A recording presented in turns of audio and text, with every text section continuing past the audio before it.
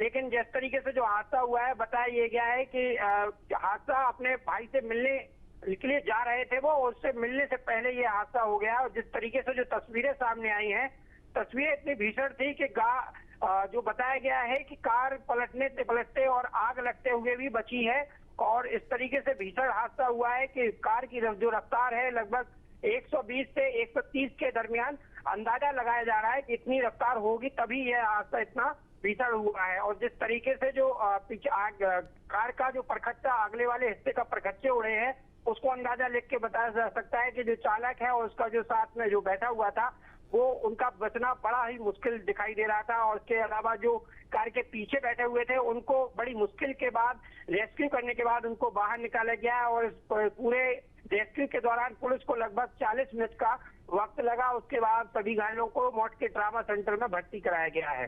तो कुल मिलाकर जैसा देखा गया है कि इसमें जो प्रथम दृष्टया जो हादसे की वजह है वो तेज रफ्तार ही बताई गई है कि अभी तक और क्या कारण है, उन कारणों का भी पुलिस जांच पड़ताल करने में जुटी हुई है। लेकिन अभी आधिकारिक बयान क्यों नहीं आया सामने, या संबंधित थाने की तरफ से, या जो वहां मौके पर पहुंचे थे पुलिसकर्मी उनकी तरफ से इंतजार किया जा रहा है कि आधिकारिक बयान कब तक?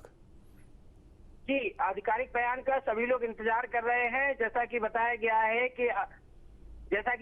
है कि जो मौके पर घटना जैसे ही हुई तो मौत के एसडीएम वो भी मौके पर पहुंचे और पुलिस क्षेत्राधिकारी सीओ भी मौके पर पहुंचे और जो पूछ थाना प्रभारी है विद्यासागर सिंह, वो भी मौके पर पहुंचे और सभी के द्वारा घटनास्थल का निरीक्षण किया गया और घटना के कारणों का पता लगाने का भी प्रयास किया गया। लेकिन जैसे ही जो घायल फंसे हुए थे उनको तत्काल आनन फानन में रेस्क्यू कर मौत के ट्रामा सेंटर में भर्ती किया गया है। वहीं दोनों के शवों को कब्जे में लेकर पुलिस आगे की कार्रवाई में जुट गई है। लेकिन अभी तक किसी भी प्रकार से किसी भी अधिकारी का कोई आधिकारिक बयान सामने नहीं आया है।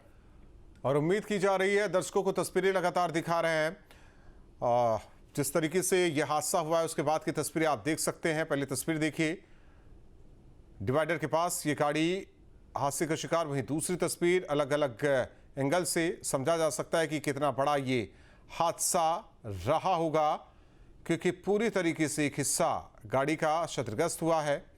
नितेश लगातार हमारे साथ जुड़े हुए हैं। नितेश, ज़रा जानकारी दीजिए, क्योंकि देखा जाए अतीक के परिवार में कोई नहीं और अतीक की बीवी जो कि फरार, अभी तक जानकारी नहीं, तो अबान रहता किसके पास था?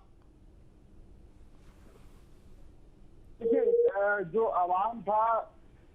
अवान था उसका रहने का तो जैसे इनके मामा वगैरह हैं उनके साथ भी का रहना था। प्लस यहाँ पर बीच में भी इनकी जब तक इनको सुधार गृह में रखा गया था, बीच में जब ये वाला मामला हुआ था उसके बाद में सुधार गृह में लगभग इनको रखा गया था। उसके बाद से ये मामा के पास में इनकी कस्टडी थी और बाकी मतलब बड़े आराम से यहाँ पर रहना हुआ करता था। और प्रयागराज में एक तरह से पैदा हुए थे और घर था, सब कुछ यहाँ देखा, तो बड़े आराम से प्रयागराज में रहा करते थे।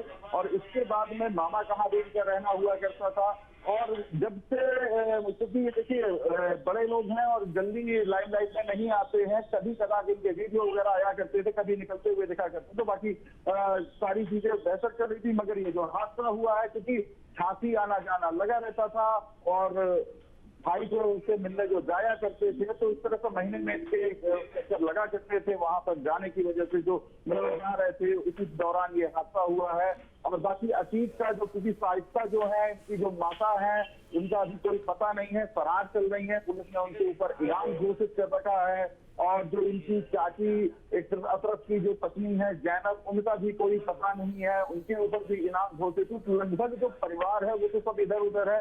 और इनका जो था किसी इसी तरह अभी इनके ऊपर किसी तरह कोई क्रिमिनल हिस्ट्री, कोई इतिहास इस तरह का नहीं था। तो पढ़ाई लिखाई वाले छात्र थे और इस तरह का पढ़ाई भी इनकी चल रही थी। बाकी प्रयागराज में रहा करते। रवि, आवाज आ रही है? आप सुन पा रहे हैं? आप तस्वीरें तो दर्शकों को दिखाई रहे हैं जो सामने आई है तस्वीर इस हादसे के बाद की। दूसरी ओर जो 3 जख्मी हैं वो मतलब उनकी हालत गंभीर है।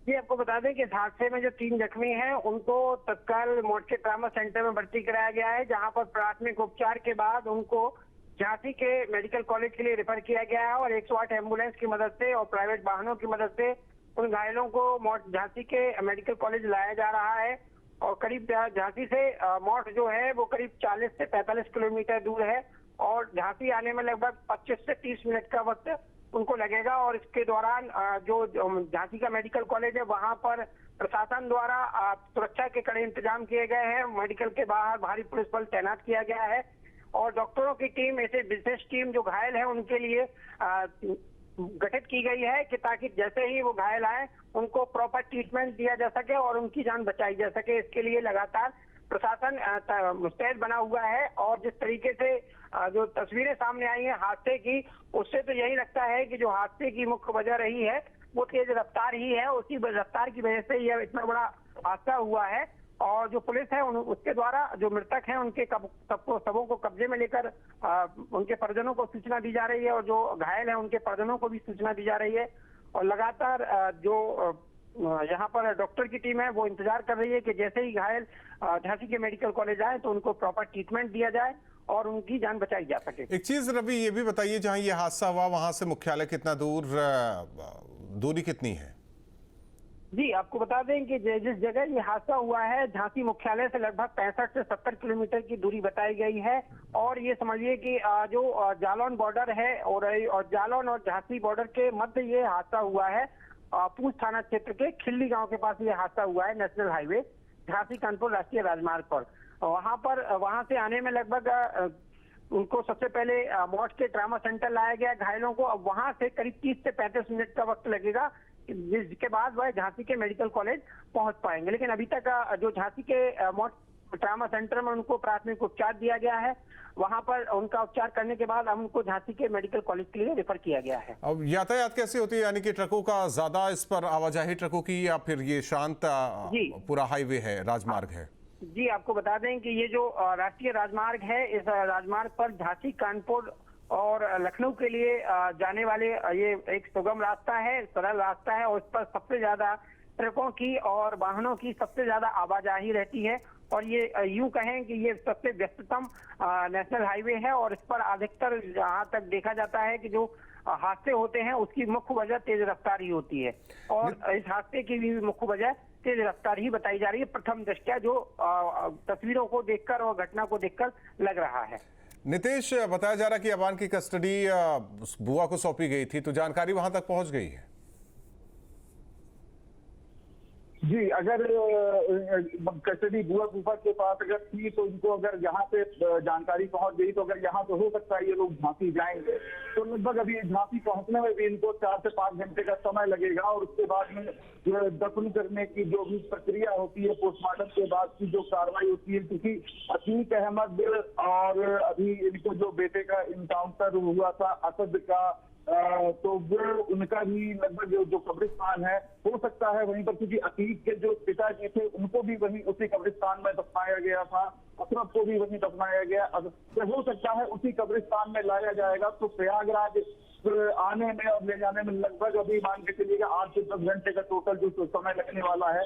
प्रयागराज में अगर दफनाते या और भी कहीं इनका कुछ जो बुआ फूफा है वहां पर करते हैं, ये तो अभी आगे समय बताएगा।